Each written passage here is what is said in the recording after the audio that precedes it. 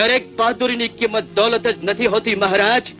ક્યારેક તો દિલના બંધ રાખેલા દરવાજા ખોલીને કોઈકની કિંમત કરતા તો શીખો.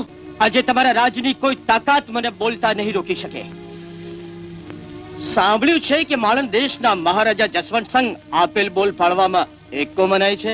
મનાય છે નહીં, છે. બોલ, તારે શું જોઈએ છે? ઇનામ રૂપે માંગુ છું મારો જીવ. તારો જીવ? હા મહારાજ, મારો જીવ, મારો આત્મા, અને એ છે રાજકુંવરી માલણ દે. મેં ઇનામ જ માંગ્યું છે મહારાજ, અને એવું ઇનામ કે જેના વિના મારે જીવવું અશક્ય છે.